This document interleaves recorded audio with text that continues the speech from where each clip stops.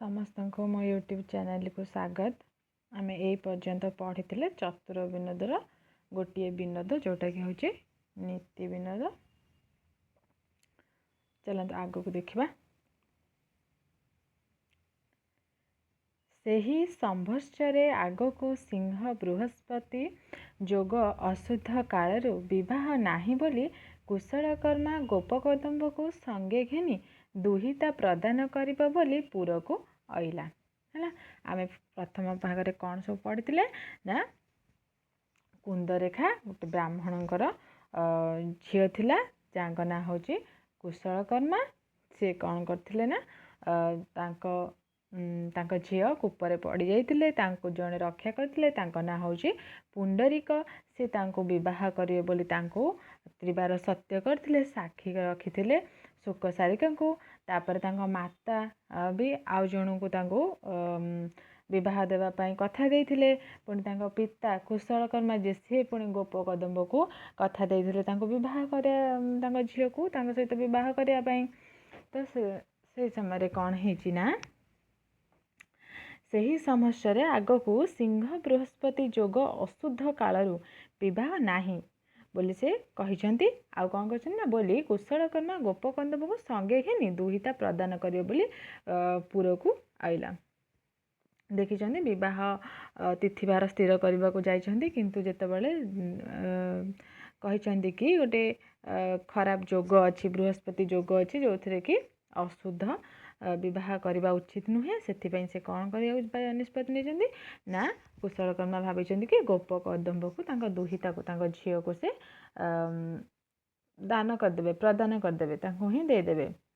एही काल अशुद्धि जानी चक्र राशि, देख चक्र राशि जो ब्राह्मणटी थिला देखो पुणी कौन है ना चक्र राशि, जो चक्र राशि को किए कथा देते विवाह करने तांको माँ कुंदरेखा माता चक्र राशि को विवाह देवे बोलिकी कथा देते। से कौन है ना यही काल अशुद्धि जानी से भी देखी जातक पत्र कि विवाह करने, किंतु से भी जानी कौन कि कालटी अशुद्धि अच्छी। चक्र राशि ब्राह्मण संभार तैयार करी विवाह लग्न प्रमाण करछंती है ना। से कौन कर ब्राह्मण संभार को तैयारी करछंती, जहाँ कि विवाह लग्नटी से स्थिर करछंती, प्रमाण करछंती। कुमारी सत्य वचन मने घेनी पूर्ण करी पंडा विवाह हेबा निमंते भूषण मान निर्माण कराई है। कुमारी सत्य वचन मन करी कुमारी को विवाह करिए बोली से कौन करछंती ना पंडा से कौन करछंती कि ना चक्र राशि से कौन करछंती ना विवाहर जो भूषण मान से अलंकार मान परिधान करिवे से ताको सब निर्माण करछंती, गढ़ेइछंती है। एमंते कुशलकर्मा गोपकदम्ब को घेनी मंदिर मिली विवाह उद्यम करते चक्र राशि ब्राह्मण महाजन साक्षी बसाई गोपकदम्ब को दुहिता प्रदान न कर बोली कुशलकर्मा को राजा को राण देला। देखंतु कौन है जितेबले एमंते कुशलकर्मा गोपकदम्ब को घेनी मंदिर में मिलचंती है। सी कुशलकर्मा के पिता कुंदरेखा पिता कौन कर गोपकदम्ब को कथा देते विवाह करेंगे झील सहित। गोपकदम्ब को घेनी कि से मंदिर आसिक मिलित होती। सेतबले कौन है चक्र राशि ब्राह्मण महाजन साक्षी बसाई गोपकदम्ब को दुहिता प्रदान न करी बोली कुशलकर्मा को राजा का राण देते। देखो इतने चक्र राशि कौन कर जापार कि कुशलकर्मा पिता चाहूँगी कि गोपकदम्ब को झील को विवाह कराइबे। से कौन करछंती ना ब्राह्मण महाजन को साक्षी रखी माँ जो ब्राह्मण महाजन को साक्षी रखी विवाह झील सहित देवे बोली कही किसी अन्न आनी निजपाई निजे चलवाई किसी अर्थ आनी से मानू बसैकी कहते कि से राजा को राण देवे कि से कुशलकर्मा को कहतु कुशलकर्मा झील को गोपकदम्ब को विवाह न दे माने चक्र राशि निज को विवाह करातु बोलिकी कहवाई। तापर कौन है देखो यही रूपे परस्पर से बेनी ब्राह्मण द्वंद्व हुंते से दुई बरजाक चक्रलोक चंद्रालोक राजा छामू को गुहारी करी काबू गले बाकू गले। देखो कौन कहते ना यही रूपे परस्पर बे निजे दुई जन किए ना गोपकदम आउ चक्रराशि दुई जन कौन कहते ना द्वंद्व सृष्टि करछंती। से कहते मु विवाह करी से कहते मु विवाह करी। एतबले कौन है दुई बरजाक दुई जन बरजाक चंद्रालोक राजा छामू को है से चंद्रालोक जो राजा छामू को से कौन कहते ना गुहारी करने गले। गुहारी करने को दुई जन गले राजा जहाँ निष्पत्ति ने सैया हेब। तापर कौन है देखो से राजा दुही को कथा शुणी विचारिले दुहे तो गरहित न्याय काहाकू न्याय देबा है। राजा एक कथा सब कथा शुणी सारे राजा विचार कले कि दुईटा जाक तो न्याय कथा कहते किंतु कौटा न्याय हम क्या कन्या देवा उचित यही धर्म विचारण करी न्याय छिंडाई न पारिले समस्त ब्राह्मण को डकाई आज्ञा देले आहे ब्राह्मण गोसाई माने अशुद्ध द्रव्य पड़ी जाऊँ जो स्थान अपरिष्कार होइथाए से स्थान रे पवित्र जल राशि पड़िले सिना शुद्ध हुई है।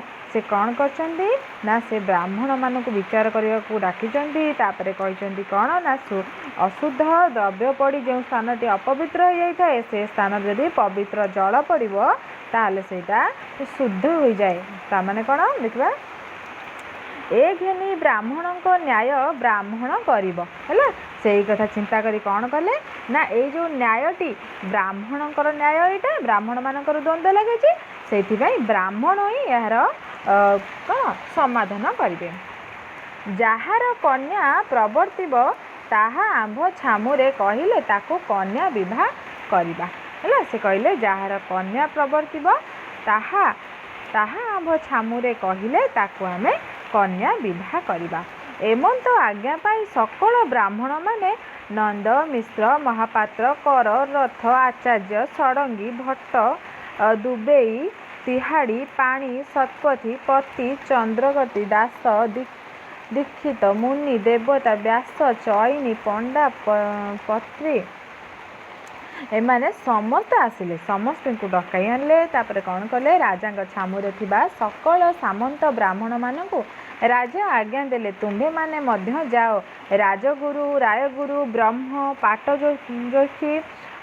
पाटजोशी प्रहराज परमगुरु पुरोहित बड़पंडा सदीश खाड़ंगा है भट्टुमिश्र बाजपेयी अग्निहोत्री सामंतरा बाहिनीपति एमते ब्राह्मण गोसाई माने समस्ते कुशलकर्मा ग्राम रे प्रवेश हेले सबू ब्राह्मण मानक से डकेइले यार न्याय करने है का प्रकृत न्याय कहा पक्षरे जाउछे। कुंदरेखा कुमारी पतन कूप समीप बटवृक्ष मूले प्रसार पाषाण बेदी उपरे से ब्राह्मण मानकु पूरा गुहारिया ब्राह्मण जथानुरूपे बसाइला। से कौन कहते शुणा पाई किए कुंदरेखा कि एमती ब्राह्मण माने गोटे सभा बसी कथा से जानवा पाइले से कौन है से दुई बर ब्राह्मण को डकाई समस्त ब्राह्मण गोसाई माने विवाह विषय पूछते। यही समय रे पुंडरीक पंडा आगरे उभा होई कहिला आहे गोसाई माने आपण जे न्याय करुछ मात्र ए कन्या को मु विवाह हेबी। से समय तो सबू पंडा मान डकाई किए आसती पुंडरीक पंडा आसी जिते दुई भितर बद होती सी कहते कि ए बद कौन पाई कारण नहेबा उचित कहीं ना ये झील को मु विवाह करी बोलिकी से कहते है। तापर कौन है देखो धर्म रे मोर पात्रती है से कहते धर्म रे जदि धर्म करने चाहते ताले धर्म रे ए झीलटी हूँ कौन मोर प्राप्तटी मुझे ताको पाइबी यह विचारी न्याय करवा हेउ है। से कहले विचार करंतु न्याय करंतु। यह शुणी समस्ते चकित हेले बोइले ए पुणी की कथा ताकू कहिले ए कन्या तोर तोर कि रूपे ताहा देखि कह शुणिबा। से तापर कहिसंती कि तोर ए कन्या किपरि भाବରେ हेबो कह देखि आमे सब शुणिबा। तापर से कहिसंती देख से कहिले मु भी कहिबी मोहर अष्ट दिगपाल चंद्र सूर्य साक्षी अछंती। से कहते सिना एही समय रे से वृक्ष उपरे बसी सुक सारिका दुहें कोलाहल रे मधुर बाणी पठन करी उच्चरे हसी उठिले। उठन्ते ब्राह्मण माने कहिले हे सुक सारिके तुम्भे कि निमंते हसिल ताहा कह। तहीं कि सुक सारिका कहउछंती आहे गोसेई माने है से से कथा होते कि कुंदरेखा आ पुंडरीक से सुक सारिका को साक्षी रखिते से सब कथा शुणिकी से हसी उठी। सुक सारिका कहते एथकू जे जार कन्या से तो अवश्य ताकू प्राप्त हेब आगे आंभ कथा टीए कहबू ताहा शुण। आपणार अर्जित धन बोली गुण गौर राजा मंजुल रूप वश्य ए दुहे जो रूपे हाथरू जीवा धन पाइले ताहा शुणिब। एहा शुणी ब्राह्मणे कहिले से केमंत चरित ताहा कह देखि शुणिबा। सेठारु बिंबओष्ट नामे सुक कहउछंती। देखंतु से सुक सारिका ए समाधान करबा निमंते ए जटिल परिस्थितिर गोटे समाधान करबा निमंते सी कौन कर से कही ब्राह्मण मानू कि से गोटे तांको से गोटे कहानी शुणेबे है। से कहानी शुणी सारा पर यही कथाटीर निष्पत्ति हेब। से कहानी कौन सेटा सुक सारिका कहते से ब्राह्मण कुलगुरु समस्त जो बस ब्राह्मण गोष्ठी से राजा सेठार उपस्थित अच्छा। तो से सुक सारिका जो आ गल्पटे कहते चतुर विनोदर ये आउ गोटे गल्प ये नीति विनोदर सी गोटे गल्प गला ये आउ गोटे गल्प जोटा कि सुक सारिका कहते से गल्पर समाधान निमंते यही गल्पटी आम निहाती भाव में पढ़ा उचित। यहाँ आम पढ़ा आ गोटे क्लास रे पढ़ा। आपन को जदि एटा बुझी हेइथिबो भल लागिथिबो